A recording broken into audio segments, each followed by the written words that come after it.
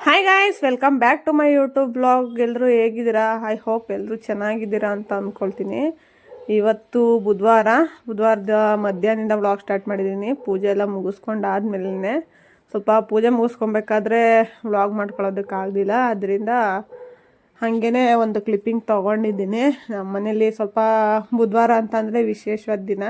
ಯಾಕಂದರೆ ಸಾಮಾನ್ಯವಾಗಿ ಈ ಬುಧವಾರ ಮತ್ತು ಭಾನುವಾರ ಯಾರೂ ಅಷ್ಟಾಗಿ ಪೂಜೆಗಳನ್ನ ಮಾಡೋದಿಲ್ಲ. ನಾನು ನೋಡ್ದಂಗೆ ಇಲ್ಲಿ ನಮ್ಮ ಮನೆ ಹೆಣ್ದವರಿಗೆ ನಾವು ಬುಧವಾರನೇ ಅದಕ್ಕೆ ಶ್ರೇಷ್ಠವಾದ ದಿನ ಅಂತ ಹೇಳ್ಬಿಟ್ಟು ವಾರ ಮಾಡ್ತಾರೆ. ಅದರಿಂದ ಬುಧವಾರ ಪೂಜೆ ಮುಗಿಸ್ಕೊಂಡು ಆದಮೇಲೆ ಇನ್ನು ಸ್ವಲ್ಪ ಯಾಕೋ ಮಧ್ಯಾಹ್ನ ಮೇಲೆ ನನಗೂ ನಮ್ಮ ಮನೆಯವ್ರಿಗೂ ಸ್ವಲ್ಪ ಸಣ್ಣ ಪುಟ್ಟ ಜಗಳಗಳು, ಮಾತಿಗೂ ಸಣ್ಣದಾಗಿ ಜಗಳ ಆಡ್ಕೊಡೋದು ಈ ಥರ ಎಲ್ಲ ಮಾಡ್ಕೊತಾ ಇದ್ವಿ.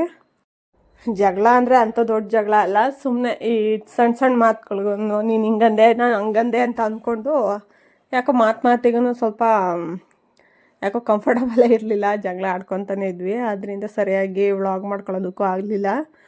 ಇನ್ನು ನೈಟ್ ಊಟಕ್ಕೆ ಸ್ವಲ್ಪ ಸಬ್ಸಿಗೆ ಸಾರು, ಬಸ್ಸಾರು ಮಾಡಿಬಿಡೋಣ ಅಂತ ಹೇಳ್ಬಿಟ್ಟು ಮಾಡ್ತಾಯಿದ್ದೀನಿ. ನಮ್ಮ ಮನೆಯವರು ಇಷ್ಟಪಡೋದಿಲ್ಲ, ಬಟ್ ಮಾಡ್ತಾಯಿದ್ದೀನಿ. ಆದರೆ ತುಂಬ ಇಷ್ಟಪಟ್ಟೆ ತಿಂದರು.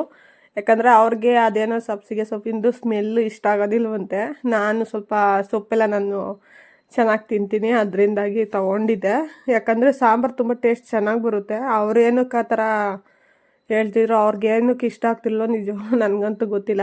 ಬಟ್ ನಾನು ಮಾತ್ರ ಮಾಡಿದಾಗ ಚೆನ್ನಾಗಿದೆ ಅಂತಲೇ ತಿಂದರು. ಇದ್ರ ಜೊತೆಗೆ ಸ್ವಲ್ಪ ಮುದ್ದೆನೂ ಮಾಡ್ಕೊಂಡಿದ್ದೆ. ಯಾಕಂತಂದರೆ ಬಸ್ಸಾರು ಅಂತಂದರೆ ಮುದ್ದೆ ಕಾಂಬಿನೇಷನ್ ಚೆನ್ನಾಗಿರುತ್ತೆ. ಮತ್ತು ರೈಸ್ಗೂ ಸಾಂಬಾರು ತುಂಬ ಚೆನ್ನಾಗಿ ಟೇಸ್ಟ್ ಇರುತ್ತೆ. ಅದರಿಂದ ಸ್ವಲ್ಪ ಮಾಡ್ಕೊಳ್ಳೋಣ ಅಂತ ಹೇಳ್ಬಿಟ್ಟು ಮಾಡ್ಕೊಂಡಿದ್ದೆ. ತುಂಬ ಸಾಂಬಾರಂತೂ ಟೇಸ್ಟಿಯಾಗಿ ಚೆನ್ನಾಗಿ ಬಂದಿತ್ತು. ಬಟ್ಟು ಹೇಳ್ತಾರೆ ಯಾವಾಗಾದರೂ ಜಗಳ ಆಗಿಬಿಟ್ರೆ ಮಾತ್ರ ಆ ಟೈಮಲ್ಲಿ ಸ್ವಲ್ಪ ಯಾಕೋ ಮನಸ್ಸಿಗೆ ಸಮಾಧಾನ ಇರೋದಿಲ್ಲ, ಒಬ್ರನ್ನೊಬ್ರು ನೋಡಲ್ಲ, ಮಾತಾಡಲ್ಲ ಅನ್ನಂಗೆ ಆಗ್ಬಿಟ್ಟಿದ್ವಿ. ಅದಾದಮೇಲೆ ಒಂದು 2-3 ದಿವಸ ಆದಮೇಲೆ ನಾವೇ ಸರಿ ಹೋಗ್ಬಿಡ್ತೀವಿ. ಅದನ್ನು ಹಂಗೆ ಕಂಟಿನ್ಯೂ ಮಾಡೋದಕ್ಕೆ ಹೋಗೋದಿಲ್ಲ. ಇಲ್ಲ ಅಂತಂದರೆ ಒಂದೇ ದಿನಕ್ಕೆ ಸರಿ ಹೋಗ್ಬಿಡ್ತೀವಿ. ಇಲ್ಲಾಂದರೆ ಒಂದು 2-3 ದಿನ ಗ್ಯಾಪ್ ಕೊಟ್ಟು ಆಮೇಲೆ ಒಬ್ರಿಗೊಬ್ರು ಕೂತ್ಕೊಂಡು ಹಿಂಗಿರೋಣ ಹಂಗಿರೋಣ ಅಂತ ಹೇಳ್ಕೊಂಡು ಆಮೇಲೆ ಸರಿ ಹೋಗ್ಬಿಡ್ತೀವಿ. ಸ್ವಲ್ಪ ಜಗಳ ಆದಾಗ ಮಾತ್ರ ನಿಂದು ನನ್ನ ಪಾಡು ನಂದು ಅನ್ನೋ ಥರ ಇದ್ಬಿಡ್ತೀವಿ. ಅವ್ರು ಬೇರೆ ಒಂದು ದೂರ ಹೇಳಿದ್ದೇನು ಅಂತಂದರೆ, ನೀನು ಯೂಟ್ಯೂಬ್ ಸ್ಟಾರ್ಟ್ ಮಾಡಿದ್ಮೇಲೆ ಹಿಂಗಾಗಿದೆಯಾ ಅಂತನ. ಬಟ್ ಅದು ಕಾಮನಾಗಿ ಎಲ್ರಿಗೂ ಬಂದೇ ಬರುತ್ತೆ, ಇವಳು ಯೂಟ್ಯೂಬ್ ಸ್ಟಾರ್ಟ್ ಮಾಡಾದ್ಮೇಲೆ ಹಿಂಗೆ ಆಗಿದ್ರು ಅಂತನ. ಬಟ್ ಆ ಥರದ್ದೆಲ್ಲ ಏನೂ ಇಲ್ಲ. ಕೆಲವೊಂದು ಸಲ ಹಿಂಗೆ ಆಗ್ತಾನೆ ಇರುತ್ತೆ. ಬಟ್ ಅದಾದಮೇಲೆ ನಾವೇ ಮಾತಾಡಿ ಸರಿ ಮಾಡ್ಕೊಂಬಿಡ್ತೀವಿ. ಹಿಂಗಿರೋದು ಬೇಡ, ಹಂಗಿರೋದು ಬೇಡ, ಹಿಂಗೆ ಸರಿ ಮಾಡ್ಕೊಳ್ಳೋಣ, ಹಂಗೆ ಸರಿ ಮಾಡ್ಕೊಳ್ಳೋಣ ಅಂತ ಹೇಳ್ಬಿಟ್ಟು. ಆಮೇಲೆ ಇನ್ನೊಂದು ಏನಂತಂದರೆ ಸ್ವಲ್ಪ ಫ್ಯೂಚರ್ ಪ್ಲ್ಯಾನಿಂಗ್ ಜಾಸ್ತಿ ಇರುತ್ತೆ ನಮ್ಮದು. ಹಿಂಗೆ ಫ್ಯೂಚರಲ್ಲಿ ಹಿಂಗಿರಬೇಕು ಅಂತನ. ಅದರಿಂದಾಗಿ ಅತಿಯಾಗಿ ಏನು ಅದನ್ನೇ ಕಂಟಿನ್ಯೂ ಮಾಡೋದಕ್ಕೆ ಹೋಗೋದಿಲ್ಲ. ಅದನ್ನು ಅಲ್ಲೇ ಸರಿ ಮಾಡ್ಕೊಂಬಿಡ್ತೀವಿ.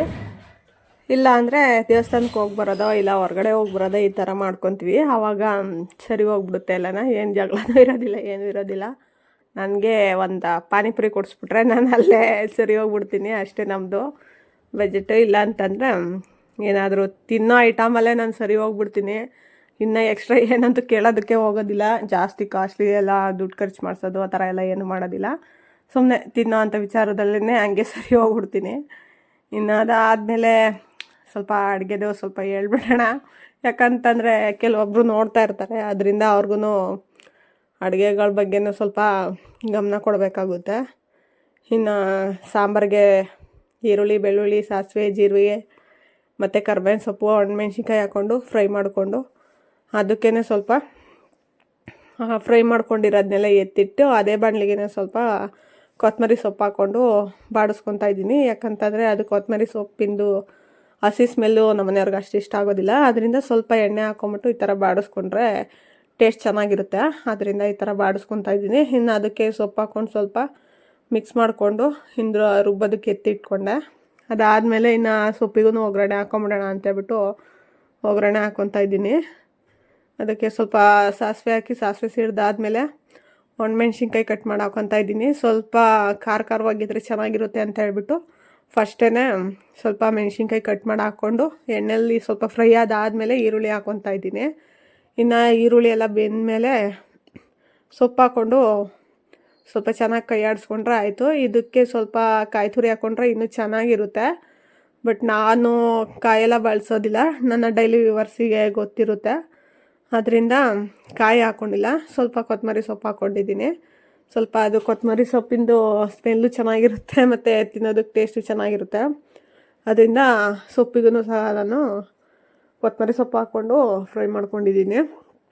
ಇನ್ನು ಅದಾದಮೇಲೆ ನಾನು ಸಾಂಬಾರಿಗೆಲ್ಲ ಅತಿಯಾಗಿ ಅಷ್ಟಾಗಿ ಒಗ್ಗರಣೆ ಹಾಕೋದಕ್ಕೆ ಹೋಗೋದಿಲ್ಲ.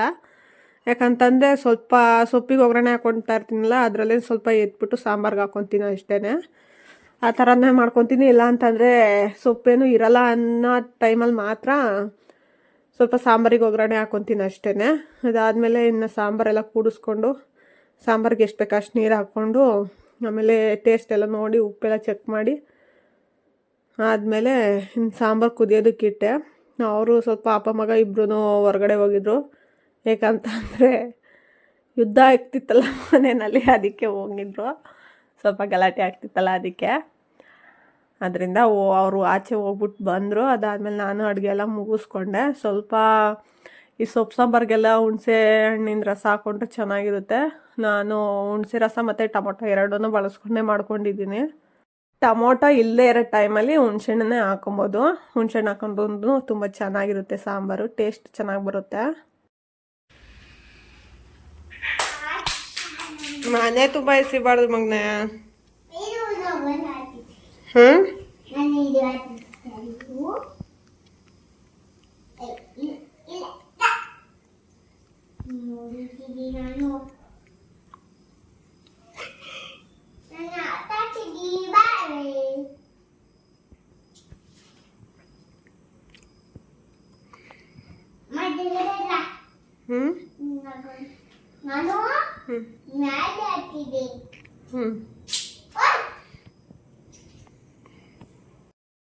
ನನಗೆ ಇದೊಂದು ಇವಾಗ ಎಕ್ಸ್ಟ್ರಾ ಕೆಲಸ ಆಗ್ಬಿಟ್ಟೈತೆ. ಇವನು ಸ್ವಲ್ಪ ಯಾವಾಗ್ಲೂ ಆಟ ಆಡ್ತಾ ಇರ್ತಾನೆ ಮತ್ತು ಅದನ್ನ ಮನೆ ತುಂಬ ಬಿಸಾಡ್ತಾ ಇರ್ತಾನೆ. ಅವನು ಟಾಯ್ಸ್ಗಳನ್ನೆಲ್ಲನ ಅದೆಲ್ಲ ಎತ್ತಿಡೋದು, ಗುಡಿಸೋದು, ಕ್ಲೀನ್ ಮಾಡೋದು, ಇದನ್ನೇ ಸ್ವಲ್ಪ ಎಕ್ಸ್ಟ್ರಾ ಕೆಲಸ ಆಗ್ತಿದೆ. ಇದರಿಂದ ಸ್ವಲ್ಪ ಫೋನ್ಗೆ ಅಡಿಕ್ಟ್ ಆಗಿರೋದು ಕಡಿಮೆ ಮಾಡ್ತಾ ಇದ್ದಾನೆ. ಇತ್ತೀಚೆಗೆ ಫೋನಾಗ ಅಷ್ಟಾಗಿ ಕೇಳ್ತಾ ಇಲ್ಲ. ಒಂದೊಂದು ಸಲ ಕೇಳ್ತಾನೆ, ಬಟ್ ಆ ಟೈಮಲ್ಲಿ ನಾವೇನೇ ಏನಾದರೂ ಅವನಿಗೆ ಸ್ವಲ್ಪ ಫೋನ್ ಬಗ್ಗೆ ಸ್ವಲ್ಪ ಗಮನ ಕಡಿಮೆ ಮಾಡ್ತಾ ಇದ್ದೀವಿ. ಇನ್ನು ತರಕಾರಿ ಎಲ್ಲ ನೈಟೇ ಸ್ವಲ್ಪ ಎಲ್ಲ ಕ್ಲೀನ್ ಮಾಡ್ಕೊಂಬಿಡೋಣ ಅಂತ ಹೇಳ್ಬಿಟ್ಟು ಬುಟ್ಟಿ ಎಲ್ಲ ತೊಗೊಂಡು ನೀಟಾಗಿ ಕ್ಲೀನ್ ಮಾಡ್ಕೊಂಡು ಎತ್ತಿಟ್ಕೊತಾ ಇದ್ದೀನಿ. ಯಾಕಂತಂದರೆ ಇವು ತರಕಾರಿ ಏನಾದರೂ ಹಂಗೆ ಇಟ್ಟರೆ ಸ್ವಲ್ಪ ಬೂಸ್ಟ್ ಬಂದ್ಬೇಡಂಗಾಗುತ್ತೆ. ಸ್ವಲ್ಪ ತರಕಾರಿ ರೈಟ್ ಅಂತೂ ಅಷ್ಟಾಗೇನು ಕಡಿಮೆ ಆಗಿಲ್ಲ, ಬಟ್ ಈ ಸೊಪ್ಪುಗಳ ರೈಟ್ ಅಂತೂ ತುಂಬ ಕಡಿಮೆ ಆಗಿದೆ. ಈ ಟೈಮಲ್ಲಿ ಸ್ವಲ್ಪ ಸೊಪ್ಪುಗಳನ್ನೆಲ್ಲ ಚೆನ್ನಾಗಿ ತಿನ್ನೋದ್ರಿಂದ ಸ್ವಲ್ಪ ನಮ್ಮ ಹೆಲ್ತ್ಗೂ ತುಂಬ ಒಳ್ಳೆಯದು. ಅದರಿಂದಾಗಿ ಸ್ವಲ್ಪ ಆದಷ್ಟು ಇವಾಗೆಲ್ಲ ಸೊಪ್ಪುಗಳ ರೈಟ್ ಕಡಿಮೆ ಇದೆ. ಚೆನ್ನಾಗಿ ಸೊಪ್ಪುಗಳನ್ನ ತೊಗೊಳ್ಳಿ. ಸಾಂಬಾರು ಮಾಡ್ಕೊಂಡು ತಿನ್ನೋದು ಅಥವಾ ಪಲ್ಯ ಮಾಡಿಕೊಂಡು ಚಪಾತಿ ಮಾಡ್ಕೊಳ್ಳೋದು, ಈ ಥರ ಎಲ್ಲ ಮಾಡ್ಕೊಬೋದು, ಆರಾಮಾಗಿ ತಿನ್ಕೊಬೋದು. ಇನ್ನು ತರಕಾರಿಗಳನ್ನೆಲ್ಲ ಜೋಡಿಸಿ ಎತ್ತಿಟ್ಟು ಆದಮೇಲೆ ಸ್ವಲ್ಪ ಫೋನ್ ನೋಡ್ಕೊಂಡು ಕುಂತಿದ್ದೆ. ಯಾಕಂತಂದರೆ ನನಗೂ ಸ್ವಲ್ಪ ಬೋರ್ ಆಗ್ತಾಯಿತ್ತು. ಅದರಿಂದ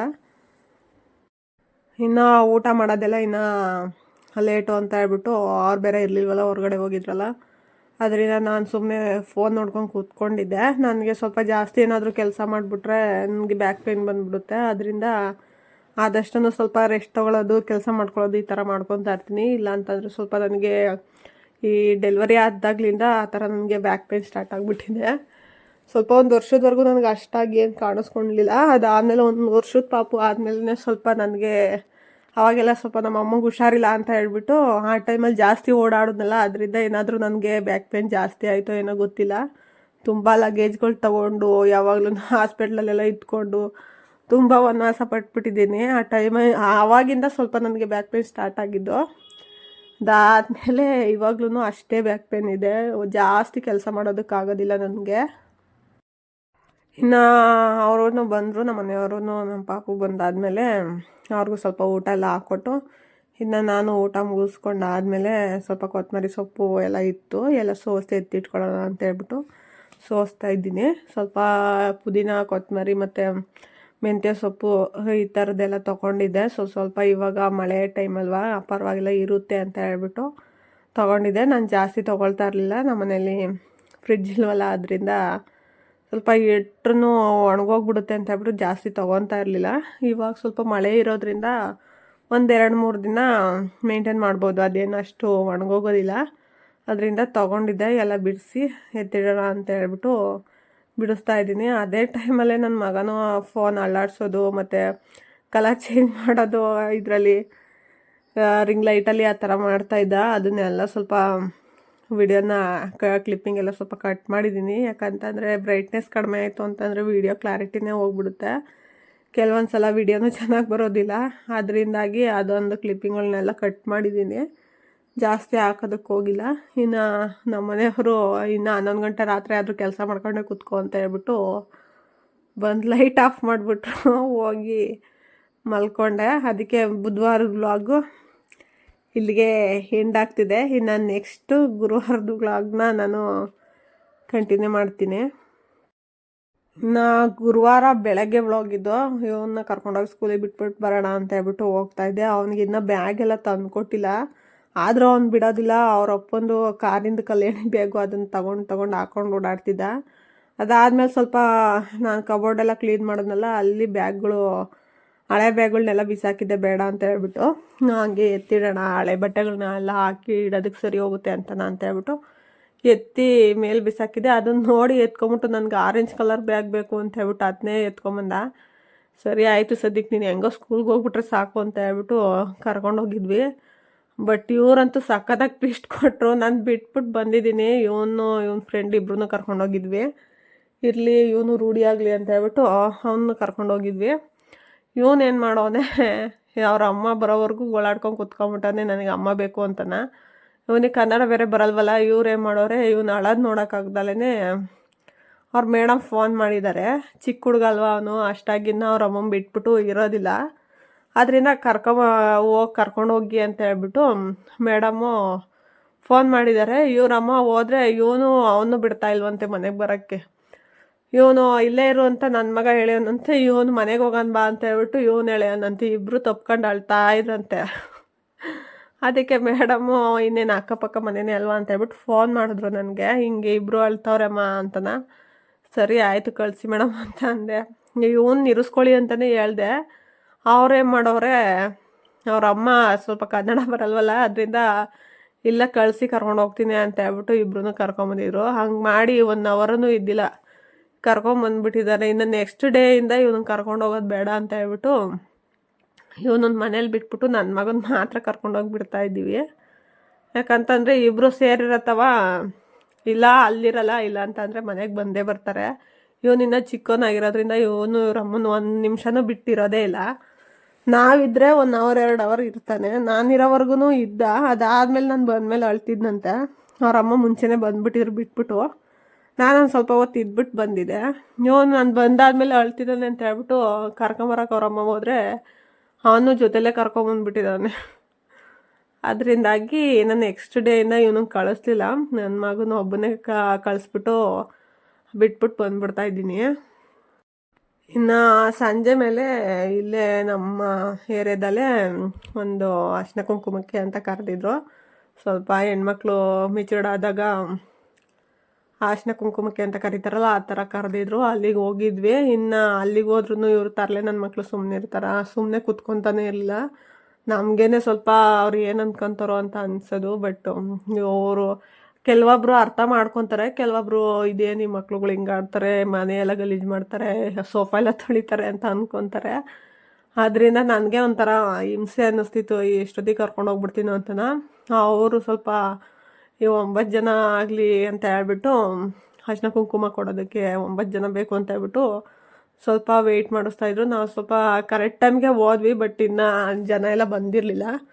ಅದರಿಂದಾಗಿ ಅಲ್ಲೇ ಕೂತ್ಕೊಂಡಿದ್ವಿ. ಇವರು ತಲೆ ನನ್ನ ಮಕ್ಕಳು ಸುಮ್ಮ ಕೂತ್ಕೊಬೇಕಲ್ಲ, ಹಿಂಗೆ ಯಾವ ಥರ ಆಡ್ತಾಯಿದ್ರು. ನಾನು ಹಂಗೂ ಡ್ಯಾಡಿಗೆ ಹೇಳ್ತೀನಿ, ಏನು ಹೇಳಿದ್ರು ಡ್ಯಾಡಿಗಾದರೂ ಹೇಳ್ಕೊ ಅಂತ ಹೇಳ್ಬಿಟ್ಟು ಹಾಗೆ ಯಾವ ಥರ ಆಡ್ತಾಯಿದ್ರು. ಬೇಗ ಮನೆಗೆ ಬಂದುಬಿಟ್ವಿ. ಇನ್ನು ಸಂಜೆ ಮೇಲೆ ವ್ಲಾಗ್ ಕಂಟಿನ್ಯೂ ಮಾಡ್ತಾಯಿದ್ದೀನಿ. ನೈಟು ಇನ್ನು ಯಾಕೋ ಅಡುಗೆ ಮಾಡೋದಕ್ಕೂ ಇಂಟ್ರೆಸ್ಟ್ ಇಲ್ಲ. ಸ್ವಲ್ಪ ಮನೆಯಲ್ಲೇ ನೆಮ್ಮದಿ ಇಲ್ಲ ಅಂತಂದರೆ ಅಡುಗೆ ಮಾಡೋದಕ್ಕೆ ಇನ್ನೆಲ್ಲಿ ಇಂಟ್ರೆಸ್ಟ್ ಬರಬೇಕಲ್ವ. ಅದಕ್ಕೆ ಹೋಗಿ ನಮ್ಮ ಮನೆಯವರೇ ಕಬಾಬ್ ತಗೊಬಂದಿದ್ರು, ಸುಮ್ಮನೆ ಸಮಾಧಾನ ಮಾಡೋಕ್ಕೆ ಅಂತ ಹೇಳ್ಬಿಟ್ಟು. ಆಮೇಲೆ ನಾನು ಇವನು ಸ್ಮೆಲ್ಲಿಗೆ ಬಂದುಬಿಡುತ್ತೆ ಇದು ಮನೆ ಹತ್ರನ, ಇದಕ್ಕೊಂದು ಸ್ವಲ್ಪ ಹಾಕ್ಬಿಟ್ಟು ಅದಾದಮೇಲೆ ಅಡುಗೆ ಸ್ಟಾರ್ಟ್ ಮಾಡೋಣ ಅಂತ ಹೇಳ್ಬಿಟ್ಟು ಎಲ್ಲ ಹಚ್ಚಿಟ್ಕೊಂಡಿದ್ದೆ. ಹಚ್ಚಿಟ್ಕೊಂಡಾದಮೇಲೆ ಅಡುಗೆ ಸ್ಟಾರ್ಟ್ ಮಾಡ್ತಾಯಿದ್ದೀನಿ. ಇನ್ನು ಬಿಸಿಬೇಳೆಭಾತ್ ಮಾಡೋಣ ಅಂತ ಹೇಳ್ಬಿಟ್ಟು ಎಲ್ಲ ಹಚ್ಚಿಟ್ಕೊಂಡಿದ್ದೀನಿ. ಸ್ವಲ್ಪ ಮುದ್ದೆ ಎಲ್ಲ ಏನು ಮಾಡೋದು ಬೇಡ ಅಂತ ಹೇಳ್ಬಿಟ್ಟು ಇನ್ನು ಬಿಸಿಬೇಳೆಭಾತ್ಗೆ ಇಷ್ಟು ಐಟಮ್ ತೊಗೊಂಡಿದ್ದೀನಿ. ಆಲ್ಮೋಸ್ಟ್ ಎಲ್ಲರಿಗೂ ಬಿಸಿಬೇಳೆಭಾತ್ ಮಾಡೋದು ಗೊತ್ತಿರುತ್ತೆ ಅಂತ ಅಂದ್ಕೊತೀನಿ. ಕೆಲವೊಬ್ಬರು ಅಂದರೆ ಹೇಳ್ಬೇಕು ಅಂತಂದರೆ ನನ್ನ ಫ್ರೆಂಡ್ ಒಬ್ಬರಿಗೆ ಅವರಿಗೆ ಪಾಪ ಇವೆಲ್ಲ ರೆಸಿಪಿಗಳು ಗೊತ್ತಾಗಬೇಕು, ಮಾಡ್ತಾರೆ ಇತ್ತೀಚೆಗೆಲ್ಲನ. ಬಟ್ ಇನ್ನು ಕೆಲವೊಂದು ರೆಸಿಪಿಗಳು ಗೊತ್ತಾಗೋದಿಲ್ವಲ್ಲ, ಅದರಿಂದ ಆದಷ್ಟು ವಿಡಿಯೋಗಳನ್ನ ಕ್ಲಿಪ್ಪಿಂಗ್ ಮಿಸ್ ಮಾಡೋದಿಲ್ಲ, ಹಾಕಿರ್ತೀನಿ. ಇನ್ನು ಬಿಸಿಬೇಳೆಭಾತ್ ಮಾಡೋದಕ್ಕೆ ಒಗ್ಗರಣೆ ಹಾಕೊಳ್ಳೋಣ ಅಂತ ಹೇಳ್ಬಿಟ್ಟು ಸಾಸಿವೆ ಸಿಡಿಸ್ಕೊಂಡು ಕಡಲೆ ಬೀಜ ಹುರಿದೇ ಹಾಕ್ಕೊತಾ ಇದ್ದೀನಿ. ಸ್ವಲ್ಪ ಬಿಸಿಬೇಳೆಭಾತ್ ಮಾಡೋ ಪ್ಲ್ಯಾನಿಂಗ್ ಇರಲಿಲ್ವಲ್ಲ, ಅದರಿಂದ ಕಡಲೆ ಬೀಜ ಏನೂ ನೆನೆ ಹಾಕಿರಲಿಲ್ಲ. ಎಮರ್ಜೆನ್ಸಿಗೆ ಮಾಡ್ಕೊತಿರೋದಿಲ್ವ, ಅದಕ್ಕೆ ಎಣ್ಣೆನ ಹುರಿದ್ಬಿಟ್ಟೆ ಹಾಕ್ತಾಯಿದ್ದೀನಿ. ಸ್ವಲ್ಪ ನೆನೆಸ್ಬಿಟ್ಟು ಮಾಡ್ಕೊಂಡ್ರೆ ಟೇಸ್ಟ್ ತುಂಬ ಚೆನ್ನಾಗಿ ಬರುತ್ತೆ. ಹಿಂಗೂ ಚೆನ್ನಾಗಿ ಬರುತ್ತೆ, ಬಟ್ ನೆನೆಸಿದ್ರೆ ಅದೇ ಒಂಥರ ಟೇಸ್ಟು ಬೇರೆ ಥರ ಬರುತ್ತೆ. ಇನ್ನು ಈರುಳ್ಳಿ, ಬೆಳ್ಳುಳ್ಳಿ ಮತ್ತು ಹಸಿಮೆಣ್ಸಿನ್ಕಾಯಿ ಒಗ್ಗರಣೆ ಹಾಕ್ಕೊಂಡು ತರಕಾರಿ ಹಾಕ್ಕೊಂಡು ಫ್ರೈ ಮಾಡ್ಕೊತಾ ಇದ್ದೀನಿ. ಅದಾದಮೇಲೆ ಅದ್ರ ಜೊತೆಗೆ ಮೆಣಸಿನ್ಕಾಯಿ ಮತ್ತು ಒಣಮೆಣ್ಸಿನ್ಕಾಯಿ ಮತ್ತು ಕರ್ಬೇವಿನ ಸೊಪ್ಪು ಹಾಕ್ಕೊತಾ ಇದ್ದೀನಿ. ಸ್ವಲ್ಪ ಕರ್ಬೇವಿನ ಸೊಪ್ಪು ಎಲ್ಲ ಒಣಗಿದ್ರಿಂದ ತರಕಾರಿ ಜೊತೆ ಹಾಕ್ಕೊತಾ ಇದ್ದೀನಿ. ಮೆಣಸಿನ್ಕಾಯಿ ಸ್ವಲ್ಪ ಎಲ್ಲ ಸೀದೋಗುತ್ತೆ ಅಂತ ಹೇಳ್ಬಿಟ್ಟು ಹಸಿರು ಮೆಣಸಿನ್ಕಾಯಿ ಮುಂಚೆ ಹಾಕ್ಕೊಂಡು ಒಣಮೆಣ್ಸಿನ್ಕಾಯಿ ಅದಾದಮೇಲೆ ತರಕಾರಿ ಹಾಕ್ಕೊಂಡಾದ್ಮೇಲೆ ಹಾಕ್ಕೊತಾ ಇದ್ದೀನಿ. ಹಾಕ್ಕೊಂಡು ಅದನ್ನು ಫ್ರೈ ಮಾಡ್ಕೊಬೇಕು. ಒಂದು 2-3 ನಿಮಿಷ ಫ್ರೈ ಮಾಡ್ಕೊಂಡ್ರೆ ಸಾಕು, ಚೆನ್ನಾಗಿ ಅದು ಎಣ್ಣೆನಲ್ಲಿ ಎಲ್ಲ ಬೆಂದೋಗ್ತಾ ಇರುತ್ತೆ.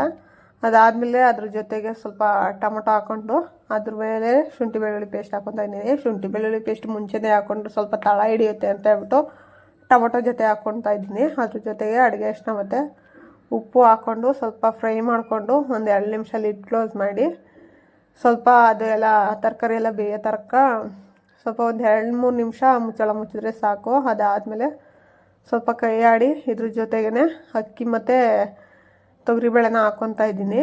ನೀವು ಇನ್ನೊಂದು ಥರನೂ ಮಾಡ್ಕೊಬೋದು.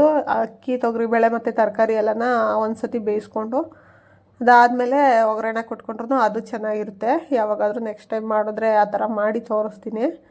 ಇನ್ನು ಅದ್ರ ಜೊತೆಗೆ ಬಿಸಿಬೇಳೆಭಾತ್ ಪೌಡರು ಹಾಕ್ಕೊಂಡು ಸ್ವಲ್ಪ ನೀರು ಎಷ್ಟು ಬೇಕೋ ಅಷ್ಟು ಹಾಕ್ಕೊಬೇಕು. ನೀರು ಸ್ವಲ್ಪ ಇದಕ್ಕೆ ನೀವು ಪಲಾವ್ಗೆ ಈ ಥರದ್ದೆಲ್ಲ ಏನು ನೀರು ಹಾಕ್ಕೊತೀರೋ ಆ ಥರ ಹಾಕ್ಕೊಬಾರ್ದು, ಸ್ವಲ್ಪ ಜಾಸ್ತಿ ನೀರು ಹಾಕ್ಕೊಬೇಕು. ಹಾಕ್ಕೊಂಡು ಅದಕ್ಕೆ ಖಾರದ ಪುಡಿ, ಉಪ್ಪು ಎಲ್ಲ ಸ್ವಲ್ಪ ಟೇಸ್ಟ್ ಎಲ್ಲ ನೋಡಿ ಆದಮೇಲೆ ಸ್ವಲ್ಪ ಒಂದು 2 ನಿಮಿಷ ಕುದಿಸಿ ಆದಮೇಲೆ ಲಿಡ್ ಕ್ಲೋಸ್ ಮಾಡಿ ಒಂದು 2-3 ವಿಷಲ್ ಹೊಡ್ಸ್ಕೊಬೇಕು. ಆದಷ್ಟು ಒಂದು 3-4 ವಿಷಲ್ ಹೊಡೆಸ್ಕೊಳ್ಳಿ, ಆವಾಗ ಟೇಸ್ಟ್ ತುಂಬ ಚೆನ್ನಾಗಿರುತ್ತೆ ಮತ್ತು ಬೇಗ ಅಕ್ಕಿನೂ ಬೆಂದಿರುತ್ತೆ. ಇಲ್ಲ ಅಂತಂದರೆ ಸ್ವಲ್ಪ ಇದು ಎಲ್ಲ ಪಾಯಸ ಥರ ಆಗಬೇಕು ಅಂತಂದರೆ, ಅಂದರೆ ಪಾಯಸ ಥರ ಅಂದರೆ ಆ ಥರ ಫುಲ್ಲು ತೆಳ್ಳಗೆ ಮಾಡಬಾರ್ದು. ಸ್ವಲ್ಪ ಆದಷ್ಟು ಸ್ವಲ್ಪ ಪಲಾವ್ಗಿಂತ ತೆಳ್ಳಗೆ ಮಾಡ್ಕೊಬೇಕು. ಅದರಿಂದ ಎಲ್ಲ ಸ್ಮ್ಯಾಶ್ ಮಾಡ್ಕೊತಾ ಇದ್ದೀನಿ. ಆ ಥರ ಫುಲ್ಲು ತೆಳ್ಳಗೆ ಬರಬೇಕು, ಅನ್ನ ಎಲ್ಲ ನೀಟಾಗಿ ಸ್ಮ್ಯಾಶ್ ಆಗಿರಬೇಕು ಅಂತಂದರೆ ಆದಷ್ಟು ಸ್ವಲ್ಪ ಈ ಸೋನಾ ಮಸೂರಿ ನುಚ್ಚಕ್ಕಿ ಬರುತ್ತಲ್ಲ ಅದ್ರಲ್ಲಿ ಮಾಡ್ಕೊಂಡ್ರೆ ಇನ್ನೂ ಚೆನ್ನಾಗಿ ಬರುತ್ತೆ. ನಾನು ಸ್ವಲ್ಪ ಮಾಮೂಲಿ ಅಕ್ಕಿನಲ್ಲೇ ಮಾಡ್ಕೊಂಡಿದ್ದೀನಿ. ಅಂದರೆ ನಾವು ಅನ್ನ ಮಾಡೋದಕ್ಕೆಲ್ಲ ಯಾವ ಅಕ್ಕಿ ಬಳಸ್ಕೊತೀವೋ ಅದೇ ಅಕ್ಕಿನಲ್ಲೇ ಮಾಡ್ಕೊಂಡಿದ್ದೆ. ನೆಕ್ಸ್ಟ್ ಟೈಮ್ ಯಾವಾಗಾದರೂ ನುಚ್ಚಕ್ಕಿನಲ್ಲಿ ಹೇಗೆ ಮಾಡ್ಬೋದು ಅಂತ ತೋರಿಸ್ತೀನಿ. ಅದು ಕೂಡ ಟೇಸ್ಟ್ ಚೆನ್ನಾಗಿ ಬರುತ್ತೆ. ಮತ್ತು ನಿಮಗೆ ಸ್ವಲ್ಪ ಮನೆಯಲ್ಲಿ ಏನಾದರೂ ಜಾಸ್ತಿ ನುಚ್ಚಕ್ಕಿ ಎಲ್ಲ ಇದ್ದರೆ ಬೇಗನೂ ಖಾಲಿ ಆಗುತ್ತೆ ಈ ಥರ ಮಾಡೋದ್ರಿಂದ. ಸೊ ಅದು ಒಂದು ಸಲ ಯಾವಾಗಾದರೂ ರೆಸಿಪಿ ತೋರಿಸ್ತೀನಿ.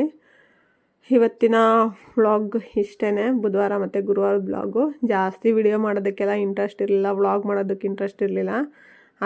ಅದರಿಂದ ಸ್ವಲ್ಪ ಅಟ್ಲೀಸ್ಟ್ ರೆಸಿಪಿನಾದರೂ ಶೇರ್ ಮಾಡೋಣ ಅಂತ ಹೇಳ್ಬಿಟ್ಟು ವ್ಲಾಗ್ ವಿಡಿಯೋ ಮಾಡ್ಕೊಂಡಿದ್ದೆ. ವ್ಲಾಗ್ನ ಎಂಡ್ ಮಾಡೋಣ. ಯಾರಿಗೆಲ್ಲ ಈ ವಿಡಿಯೋ ಇಷ್ಟ ಆಗಿದೆ ಪ್ಲೀಸ್ ಒಂದು ಲೈಕ್ ಮಾಡಿ ಮತ್ತು ಸಬ್ಸ್ಕ್ರೈಬ್ ಆಗಿ. Thank you.